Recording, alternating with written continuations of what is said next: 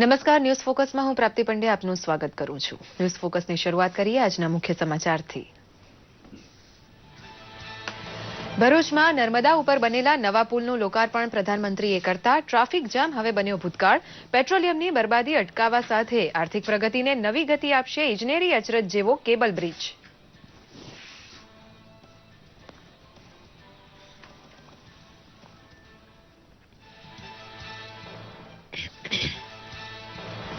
પ્રધાનમંત્રીએ વિકાસની ચાવી રજૂ કરતા કહ્યું કે ઇરાદા નેક હોય, દિશા સાચી હોય અને મહેનત કરવાની લગન હોય તો ભલભલા વિકટ કાર્ય સફળ થતા વગર નથી રહેતા। 1300 ટાપુઓનો ઉપયોગ કરવા સાથે નર્મદાના વહેણનો પર્યટન માટે ઉપયોગ કરવાના આયોજન કરવા આપ્યો સંકેત। એરપોર્ટ જેવી આરામદાયક સગવડ આમ આદમીને બસ સ્ટેશન ઉપર આપવાનો પ્રયોગ ગુજરાતમાં સફળ રહ્યો હોવાનો ગર્વ કરે છે પ્રધાનમંત્રી। જન સુવિધામાં માતબર સુધારો કરવા માટે તેમનું ચિંતન સફળ રહ્યું હોવાનો વ્યક્ત કર્યો સંતોષ।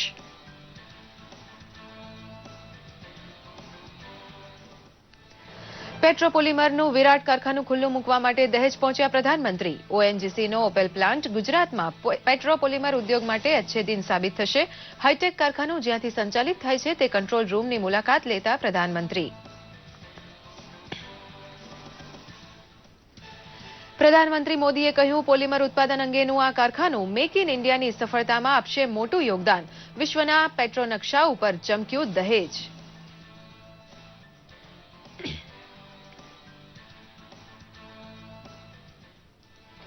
પ્રધાનમંત્રીએ કહ્યું, વિમુદ્રીકરણનો નિર્ણય ખરેખર સાચો હોવાનું પ્રમાણ આપે છે હમણાં બહાર પડેલા જીડીપીના આંકડા। કાળા નાણાંનો ખાત્મો બોલાવવામાં સરકારને ટેકો આપવા બદલ જનતાનો માન્યો આભાર।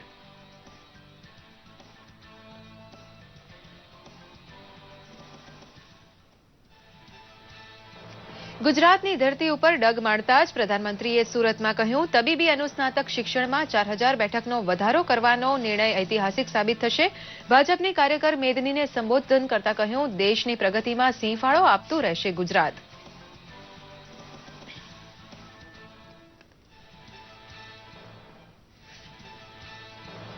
સુરત હવાઈ મથકે પ્રધાનમંત્રીનો કાફલો પહોંચતા રાજ્યપાલ અને મુખ્યમંત્રીએ ગુજરાત વતી કર્યું સ્વાગત। સાંસદ સી.આર. પાટીલ, દર્શનાબેન જરદોશ સહિત ભાજપ કાર્યકરોની મેદનીને આત્મીયતાથી મળ્યા પ્રધાનમંત્રી।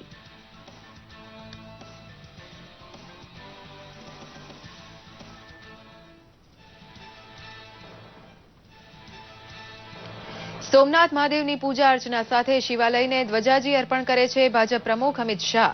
શિવાલય સોનેથી મઢવા 100 કિલોનું સુવર્ણ દાન આપનાર દાતાઓનું અમિતભાઈના હસ્તે કરાયું સન્માન।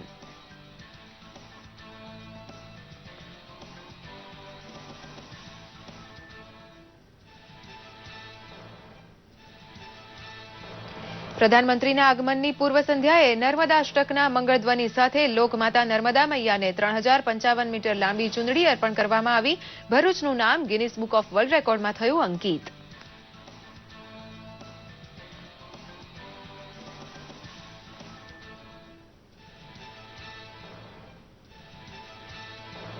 રાષ્ટ્રીય મહિલા સરપંચ સંમેલન માટે ગુજરાતની અતિથિ બનેલી સરપંચ બહેનોએ શરૂ કર્યો ગામડાઓનો પ્રવાસ। પોતાના ગામડાની કાયાપલટ માટે ગુજરાતે દાખવેલી દૂરંદેશીમાંથી પ્રેરણા લેવા તૈયાર છે મહિલા સરપંચ। સમાચાર વિગતવાર જોઈએ। ગુજરાતમાં સૌથી વધારે વ્યસ્ત ગણાતો ભરૂચ નેશનલ હાઈવે નંબર 8નો ટ્રાફિક હવે હળવો થશે। ભરૂચ પાસે નર્મદા નદી પર 1344 મીટર લાંબા તેમજ ₹379 કરોડના ખર્ચે નિર્માણ પામેલા દેશના સૌથી લાંબા કેબલ સ્ટેડ બ્રિજનું લોકાર્પણ કરવામાં આવ્યું। પ્રધાનમંત્રી મોદીએ ભરૂચના કૃષિ યુનિવર્સિટી મેદાન ખાતેથી રિમોટ દ્વારા બ્રિજને ખુલ્લો મૂક્યો હતો। પ્રધાનમંત્રી બન્યા બાદ પ્રથમ વખત ભરૂચ આવેલા નરેન્દ્ર મોદીએ જાહેર સભામાં લોકો સાથે દિલ ખોલીને વાત કરી હતી। નર્મદા નદી ઉપર બંધાયેલો નવો પુલ વિકાસની ગતિ તેજ કરવા ઉપરાંત વાહન બળતણનો વેડફાટ રોકી મોટી બચત કરાવશે તેમ જણાવ્યું હતું। भरूच ने ब्रिज न होने से कष्ट कैसा होता है वो बराबर झेला है। जब इतनी तकलीफें झेली हो, घंटों घंटों तक एम्बुलेंस को भी रुके रहना पड़ा हो,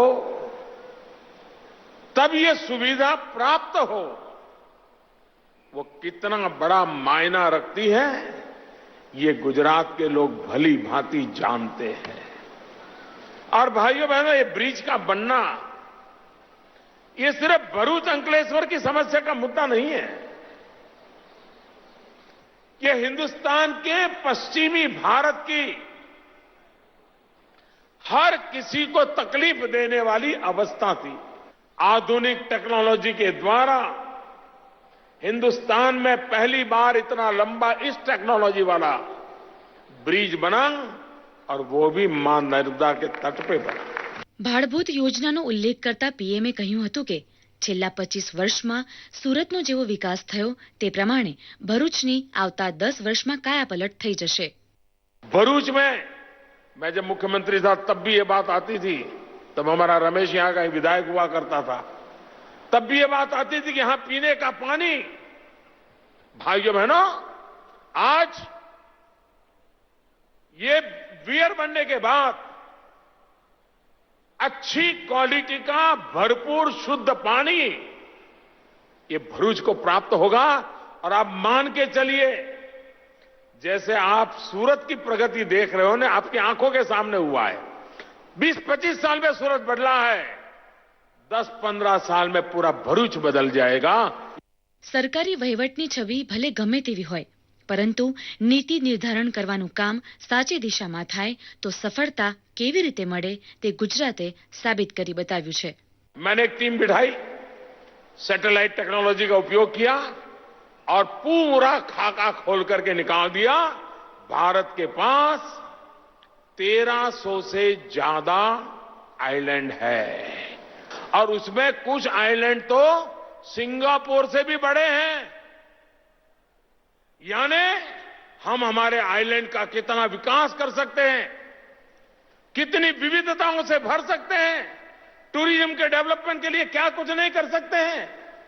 भारत सरकार ने एक अलग व्यवस्था की है, और आने वाले दिनों में हिंदुस्तान के समुद्री तट पर जितने टापू है, अभी उसमें से 200 छान करके निकाले हैं। पहले तौर पे उन 200 के विकास का एक मॉडल तैयार हो रहा है।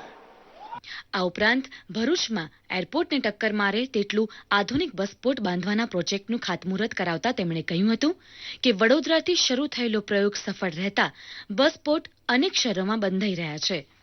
परिणाम था कि बड़ोदरा में सबसे पहला पीपीपी मॉडल पे एक ऐसा बस अड्डा बना, ऐसा बस पोर्ट बना, जिसकी वीडियो यूट्यूब पर दुनिया भर में लाखों लोग देखते रहे कि ऐसा भी कोई बस स्टैंड हो सकता है।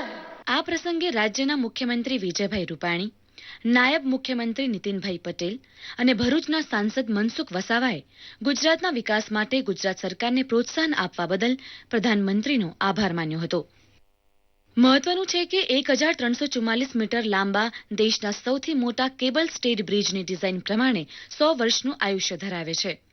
2008માં બ્રિજનું નિર્માણ કામ શરૂ કરવામાં આવ્યું હતું। જો કે ધીમી કામગીરીના કારણે વર્ષ 2014માં L&Tને કોન્ટ્રાક્ટ મળ્યો હતો અને મોદી સરકારને સત્તામાં આવ્યા બાદ નર્મદા નદી પર વડોદરા સુરત વચ્ચેનો આ બ્રિજ સમગ્ર રાજ્યને ફાસ્ટ ફોરવર્ડ મોડમાં મૂકવા માટે નિમિત્ત બનશે। બ્યુરો રિપોર્ટ, દૂરદર્શન સમાચાર, અમદાવાદ। હોમ સ્ટેટ ગુજરાતના 2 દિવસના પ્રવાસે આવેલા પ્રધાનમંત્રી નરેન્દ્ર મોદીનું સુરત ખાતે ભવ્ય સ્વાગત કરાયું હતું। સુરતથી પ્રધાનમંત્રીએ દહેજ પ્લાન્ટની ખાસ મુલાકાત લઈ ઓપલ બિઝનેસ સંમેલનમાં હાજરી આપી હતી। 30,000 કરોડ રૂપિયાના ખર્ચે તૈયાર થયેલા દક્ષિણ એશિયાના સૌથી મોટા પેટ્રોકેમિકલ પ્લાન્ટનું લોકાર્પણ કરતા પ્રધાનમંત્રીએ પોલિમર જેવા પદાર્થનો ઉપયોગ વધવાની ભરપૂર ગુંજાઈશ ભારતમાં હોવાથી ઉદ્યોગની આવતીકાલ ખૂબ જ ઉજ્જવળ છે તેવો વિશ્વાસ દર્શાવ્યો હતો। દેશના લોકલાડીલા પ્રધાનમંત્રી નરેન્દ્ર મોદીના 2 દિવસના ગુજરાત પ્રવાસની શરૂઆત સુરતથી થઈ છે। સુરત હવાઈ મથકે પ્રધાનમંત્રી મોદીનું રાજ્યપાલ ઓપી કોહલીએ સ્વાગત કર્યું ત્યારે મુખ્યમંત્રી વિજયભાઈ રૂપાણી, નાયબ મુખ્યમંત્રી નીતિનભાઈ પટેલ સહિત મંત્રીમંડળના વરિષ્ઠ મંત્રીઓ ખાસ હાજર રહ્યા હતા। સુરતના પ્રથમ નાગરિક મેયર અસ્મિતાબેન શિરોયા, સાંસદ દર્શનાબેન જરદોશ પણ પ્રધાનમંત્રી મોદીના સ્વાગતમાં જોડાયા હતા। સુરત એરપોર્ટ પર કાર્યકર્તાઓને ટૂંકા ભાષણમાં ગુજરાતીમાં સંબોધતા પીએમ મોદીએ સ્વચ્છતા માટે થઈ રહેલા કામ, મેડિકલ ક્ષેત્રમાં થઈ રહેલા વિકાસ સાથે સુરતના ભરપૂર વખાણ કરતા જણાવ્યું હતું કે સુરત આર્થિક વિકાસનું કેન્દ્ર બન્યું છે. સુરતીઓના પુરુષાર્થથી 25 વર્ષ અગાઉના સુરતને નવી ઊંચાઈએ પહોંચાડ્યું છે. એક જ વર્ષમાં 4000 પીજીની સીટો આ દેશમાં મોટી ઘટના છે. એનો અર્થ એ કે ભવિષ્યમાં મેડિકલ ક્ષેત્રમાં 4000 એવા પ્રોફેસર તૈયાર થશે જે 40,000, 50,000, લાખ નવા ડોક્ટરો તૈયાર કરવાની તાકાત ધરાવશે. સુરતમાં ઉમળકાભેર સ્વાગત બાદ પ્રધાનમંત્રી મોદી ભરૂચ ખાતે દહેજ પ્લાન્ટની મુલાકાત લીધી હતી. આ પ્રસંગે પ્લાન્ટના ઉચ્ચ અધિકારીઓ દ્વારા તેમનું સ્વાગત કરાયું હતું. ત્યારબાદ પ્રધાનમંત્રી ઓપલ પ્લાન્ટની મુલાકાત લઈ ઉત્પાદન પ્રક્રિયાથી વાકેફ થયા હતા. તો પેટ્રોપોલિમર જેવો પદાર્થ લોખંડ અને લાકડાના વિકલ્પ તરીકે કામ આપતો હોવાથી તેના આર્થિક મૂલ્યની મહત્તા વિશે પ્રધાનમંત્રીને વિવિધ ટેકનિકલ માહિતી અપાઈ હતી. દહેજ પ્લાન્ટની મુલાકાત લીધા બાદ પ્રધાનમંત્રીએ ઓપલ બિઝનેસ સંમેલનને સંબોધતા પેટ્રો હબ તરીકે દહેજનો વિકાસ કરવાની વ્યૂહરચના સફળ થઈ હોવાનો દાવો રજૂ કરતા પ્રધાનમંત્રીએ કહ્યું કે રોજગારીને લીધે દહેજ આજે લઘુ ભારત બની ગયું છે. शायद ही देश का कोई जिला ऐसा होगा कि जिसके लोग हमारे इस दहेज में रोजी रोटी न कमाते हो. जब गुजरात के मुख्यमंत्री के रूप में मेरी जिम्मेवारी थी तो अनेक बार इस क्षेत्र में मुझे आने का अवसर मिला और इस जगह को मैंने ब्रिक बाय ब्रिक मजबूत होते और स्टेप बाय स्टेप आगे बढ़ते हुआ अपने आंखों से देखा. દહેજ સેઝે દુનિયાના 50 ઔદ્યોગિક ક્ષેત્રોમાં જગ્યા બનાવી છે તેમ પણ પ્રધાનમંત્રીએ ઉમેર્યું હતું. આ સિવાય પ્રધાનમંત્રીએ મેક ઇન ઇન્ડિયા અને સ્માર્ટ સિટી પ્રોજેક્ટ માટે ઓપલને મહત્વપૂર્ણ ગણાવ્યું હતું.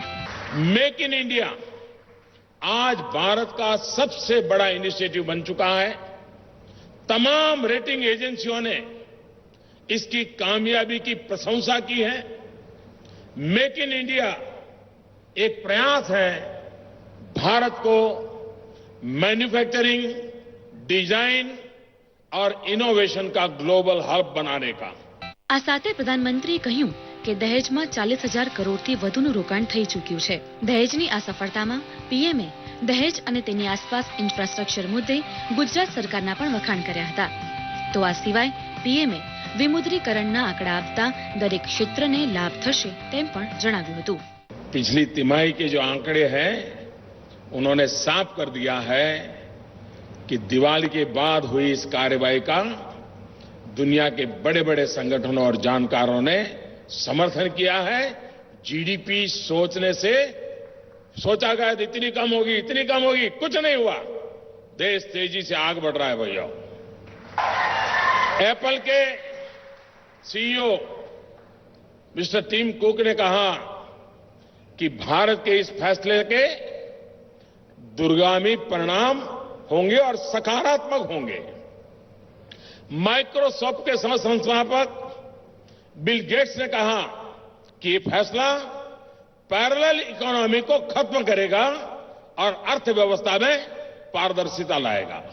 તો આ પ્રસંગે રાજ્યના મુખ્યમંત્રી વિજયભાઈ રૂપાણીએ જણાવ્યું હતું કે આ પ્લાન્ટ બનવાથી ગુજરાતના યુવાનોને રોજગારી તો મળશે, સાથોસાથ મેક ઇન ગુજરાતને પણ ઉત્તેજન મળશે. प्रोजेक्ट मेक इन गुजरात इसके लिए भी एक बड़ा आपने कदम उठाया है. ईज ऑफ डूइंग बिजनेस में भी प्रोत्साहित किया है और इन्वेस्टरों के लिए भी ये सुविधा सभर है. આમ દહેજનો સમગ્ર વિસ્તાર ઔદ્યોગિક દ્રષ્ટિથી ગુજરાત જ નહીં ભારતમાં મહત્વપૂર્ણ બન્યો છે તેવો પ્રધાનમંત્રીએ વિશ્વાસ વ્યક્ત કર્યો હતો. બ્યુરો રિપોર્ટ, દૂરદર્શન સમાચાર, અમદાવાદ.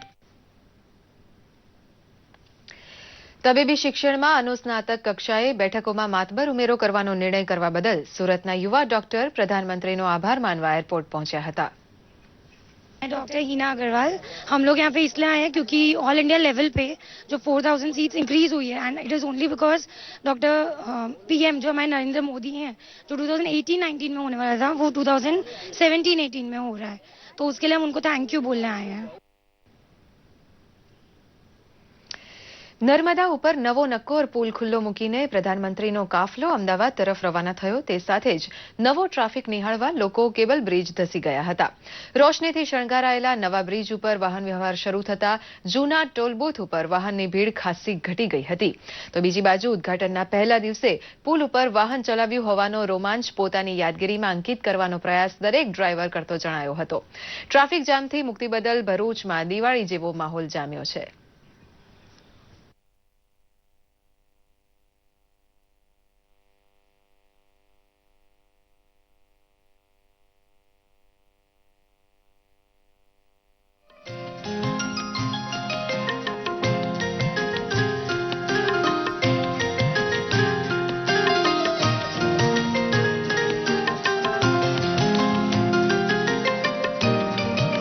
અમે સર્વિસમેન છે, રોજ અમારે અપડાઉન કરવાનો કરીએ છીએ અને બાઇકથી અપડાઉન કરીએ છીએ. ઘણીવાર કાર લઈને જઈએ છીએ તો ઘણીવાર શું થાય છે કે કેટલાક કલાકો સુધી અમારે ટ્રાફિકમાં ઊભું રહેવું પડતું હતું અને અમારો ટાઈમ એટલો બધો વેસ્ટ જતો હતો.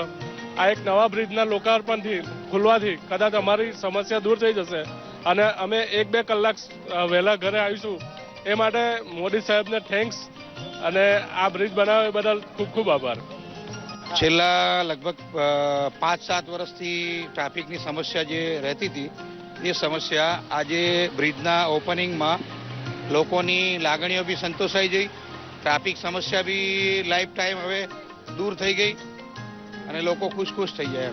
આ ટ્રાફિકની સમસ્યા છે ઘણા ટાઈમથી બહુ જ પ્રોબ્લેમ લાયક હતી, પણ આજે મોદી સાહેબને સત્તા પર આવવાથી આજે દરેકને આ વસ્તુનો લાભ થયો છે. એની માટે અમે મોદીજીનો ખૂબ ખૂબ આભાર માનીએ છીએ. હલો, આજે ઘણા સમયથી આ ટ્રાફિકનો પ્રોબ્લેમ છે, જે મોદી સાહેબ આવીને જે લોકાર્પણ કરેલું છે એના ઐતિહાસિક જે આજનો દિવસ છે તેનામાં અમે સાક્ષી રહ્યા છે, એટલે અમે ઘણો આનંદ થાય છે અને આ ઘણો જ ઉપયોગી પુલ બનશે જે ભરૂચની ભાવિ ભવિષ્ય માટે ઘણું જ લાભદાયી અને ટ્રાફિક માટે ઘણો ઉપયોગી બનશે. સૌથી મોટી ટ્રાફિકની સમસ્યાનું નિરાકરણ આવશે. જે 2-4 કલાક જામ રહે છે મેઇન રોડ પર, તેનાથી નિરાકરણ આવશે. ખાસી રાહત થશે લોકોને. આ ભરૂચ અને અંકલેશ્વર માટે 15 કિલોમીટરની લાઈન લાગતી હતી ને ટ્રાફિક અને ડીઝલ ને બધાની સમસ્યા હતી. કોઈને અર્જન્ટલી જવું હોય તો પણ નહીં જઈ શકાતું, એટલે એના માટે આ સારામાં સારું કામ કર્યું છે. ઓછામાં ઓછા ટાઈમમાં 34 મહિનામાં આ લોકોએ બ્રિજનું પૂર્ણ કામ કર્યું છે. એ બદલ નરેન્દ્ર મોદી આભાર. દૂર થઈ ગઈ છે ટ્રાફિકની ઘણી મોટી સમસ્યા હતી. મોદી સાહેબનો ખૂબ ખૂબ આભાર. પોતાની ગુજરાત મુલાકાત દરમિયાન પ્રધાનમંત્રી નરેન્દ્ર મોદી બુધવારે સોમનાથ મંદિરની મુલાકાત પણ લેશે. સોમનાથ દાદાની ખાસ પૂજા અર્ચના ઉપરાંત તેઓ સોમનાથ ટ્રસ્ટની બેઠકમાં ભાગ લેશે તથા એક જાહેર સભાને પણ સંબોધશે. ઉત્તર પ્રદેશના વારાણસી સહિતના મતક્ષેત્રમાં અંતિમ તબક્કાનું નિર્ણાયક મતદાન ચાલુ હશે ત્યારે પ્રધાનમંત્રી નરેન્દ્ર મોદી પોતાના ગૃહ રાજ્ય ગુજરાતમાં સોમનાથ મંદિરની મુલાકાતે હશે. ઉત્તર પ્રદેશમાં ભાજપના સ્ટાર પ્રચારકના નાતે પ્રચાર રેલીઓ અને રોડ શોના અત્યંત ભરચક કાર્યક્રમ બાદ 5 રાજ્યોની વિધાનસભા ચૂંટણીઓના દૂરોગામી પરિણામ અગાઉ તેઓ પ્રથમ જ્યોતિર્લિંગ એવા સોમનાથ ભગવાન સમક્ષ શીશ નમાવશે.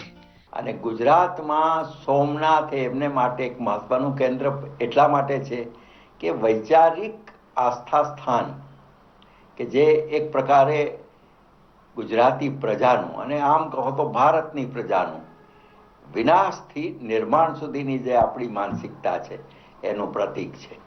પરિણામ એ આવ્યું છે કે સૌરાષ્ટ્ર અને ગુજરાતમાં આખી દુનિયામાં, માત્ર દેશની આખી દુનિયાના ગુજરાતીઓ અને જે ઇતિહાસ પ્રેમીઓ છે, સંસ્કૃતિ પ્રેમીઓ છે, એ બધાને માટે સોમનાથ એક આકર્ષણ કેન્દ્ર બન્યું છે. જે પીએમ સાહેબ મુલાકાત લેવાના છે એ જગ્યાએ પણ બંદોબસ્ત રહેશે. મરીન પોલીસ તથા કોસ્ટગાર્ડ પણ એ દિવસે મરીન સેક્ટરમાં દરિયાઈ વિસ્તારમાં પેટ્રોલિંગ અને ચેકિંગ રાખશે. પ્રધાનમંત્રી તરીકે મોદીની સોમનાથની આ પ્રથમ મુલાકાત છે. વર્ષ 2014માં વડોદરા અને વારાણસી લોકસભા બેઠક લડવા અગાઉ 1 ફેબ્રુઆરી 2014ના નરેન્દ્ર મોદીએ ગુજરાતના મુખ્યમંત્રી તરીકે સોમનાથ મંદિરના સુવર્ણ શિખરનું ઉદ્ઘાટન કર્યું હતું. મંદિર ટ્રસ્ટના સૂત્રોના જણાવ્યા અનુસાર મોરારજી દેસાઈ બાદ મોદી સોમનાથની મુલાકાત લેનાર પ્રથમ પ્રધાનમંત્રી હશે. ઉલ્લેખનીય છે કે સોમનાથ મંદિરની વાર્ષિક આવક 38 થી 39 કરોડ છે. ગત વર્ષે મંદિરે જાહેર ક્ષેત્રની બેંકમાં કેન્દ્રની ગોલ્ડ મોનેટાઇઝેશન સ્કીમ હેઠળ 6 કિલો જેટલું સોનું જમા કરાવ્યું હતું. સોમનાથથી દૂરદર્શન સમાચાર માટે હેમલ ભટ્ટનો રિપોર્ટ. પ્રભાસ પાટણમાં રાત્રિ રોકાણ બાદ ભાજપ પ્રમુખ અમિતભાઈ શાહ સોમનાથ મહાદેવની પૂજા અર્ચના માટે મંદિર પહોંચ્યા હતા અને આરતીનો લાવો લીધો હતો. સોમનાથ મંદિર ટ્રસ્ટી મંડળમાં પોતે હોવાના નાતે અમિતભાઈ ગઈકાલે અહીં પહોંચ્યા હતા અને પ્રધાનમંત્રી મોદીની મુલાકાત માટે ચાલતી તૈયારીઓની સમીક્ષા કરી હતી. સોમનાથ મહાદેવનું શિવાલય સોનેથી મઢવા માટે 100 કિલોથી વધુ સુવર્ણ દાન કરનાર દિલીપભાઈ લખી, ભીખુભાઈ ધામેલિયા, જયંતિભાઈ ચંદ્રાનું અમિતભાઈએ સન્માન કર્યું હતું. ચાંદીનું મોટું દાન આપનાર આર.કે. જૈનનું પણ આ પ્રસંગે સન્માન કરાયું હતું.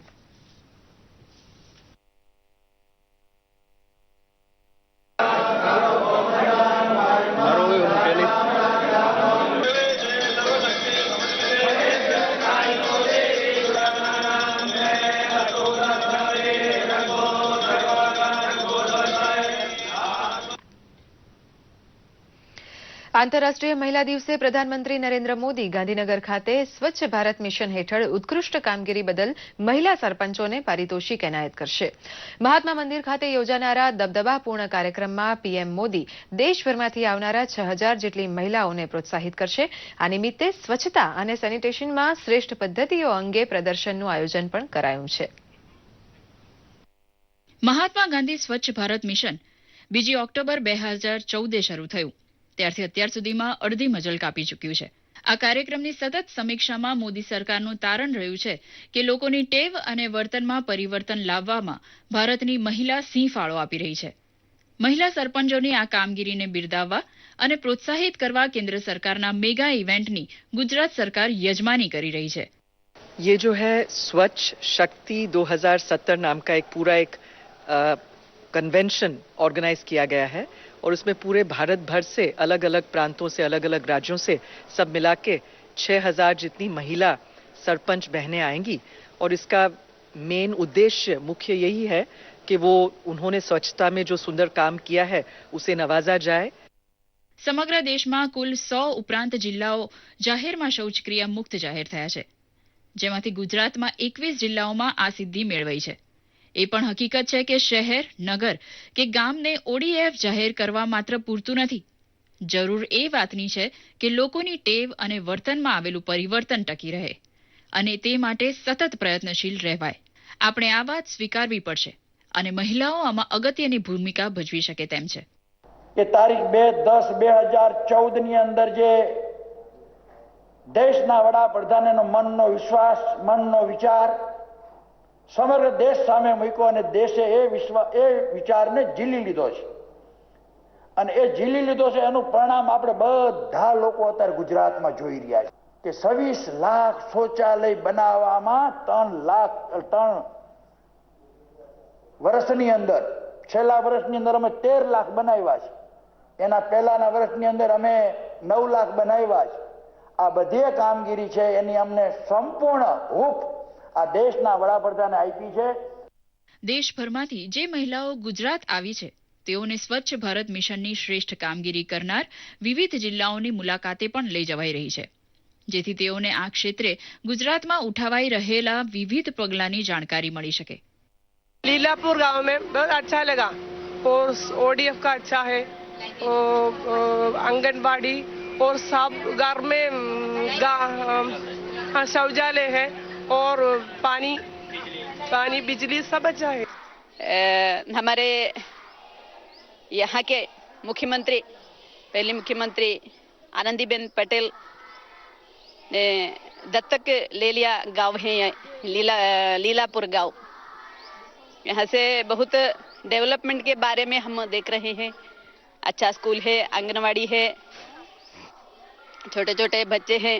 इसके से ज़्यादा मैं यहाँ के लोगों की एक फ्रेंडशिप और दूसरे गांव से, दूसरे स्टेट से आने वालों को स्वागत बहुत अच्छे से दिए हैं लोगों ने।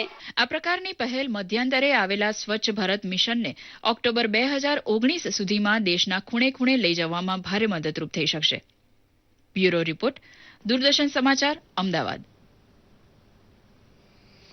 અને વાત કરીએ ક્રિકેટની તો ભારતે રોમાંચક મેચમાં ઓસ્ટ્રેલિયાને બીજી ટેસ્ટમાં 75 રને પરાસ્ત કરી દીધું છે. ભારતે આપેલા 188 રનના પડકારનો પીછો કરતા ઓસ્ટ્રેલિયા બીજી ઇનિંગમાં 112 રનમાં ઓલ આઉટ થઈ ગયું હતું. ભારત તરફથી આર અશ્વિને તરખાટ મચાવી 6 વિકેટ ઝડપી હતી. આ સાથે જ 4 ટેસ્ટ મેચની સિરીઝ 1-1 થી બરાબર થઈ ગઈ છે. અશ્વિને 6 વિકેટ ઝડપતા ભારતની મેચમાં વાપસી કરાવી હતી. ઓસ્ટ્રેલિયાને પ્રથમ ફટકો મેટ રેન શોના રૂપમાં લાગ્યો હતો. રેન શો 5 રને ઈશાંત શર્માની ઓવરમાં સહાને કેચ આપી બેઠો હતો. ત્યારબાદ ડેવિડ વોર્નર 17 રને અશ્વિનની ઓવરમાં એલબી આઉટ થયો હતો. સ્ટીવ સ્મિથ 28 રને આઉટ થયો હતો. અને સોશિયલ મીડિયામાં આજે કઈ ખબર રહી ચર્ચામાં, કયા સમાચારોને લોકો વધુ પસંદ કરી રહ્યા છે અને ટ્વિટર, યુટ્યુબ પર હાલનો ટ્રેન્ડ શું ચાલી રહ્યો છે, આવો નજર કરીએ આ અહેવાલ પર.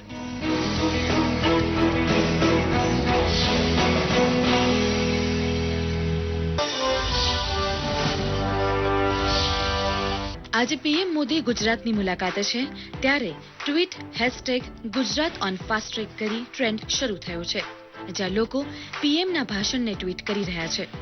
તો મુખ્યમંત્રી વિજય રૂપાણી અને નાયબ મુખ્યમંત્રી નીતિનભાઈ પટેલે પણ ટ્વીટ કરી પીએમ મોદીના 2 દિવસીય પ્રવાસ વિશે માહિતી આપી હતી.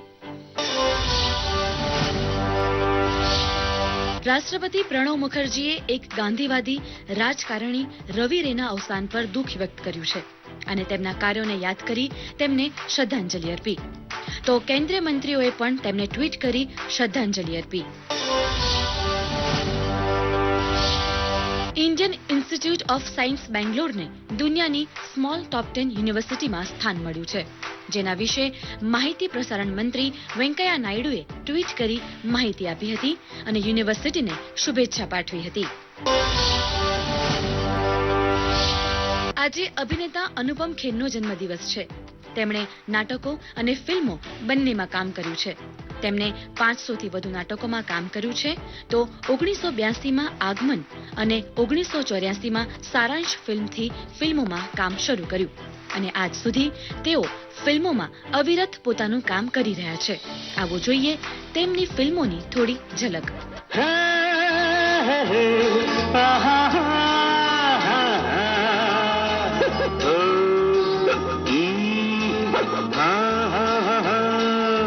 सारी उम्र मैं इस जीवन की दौड़ में भागा दौड़ा.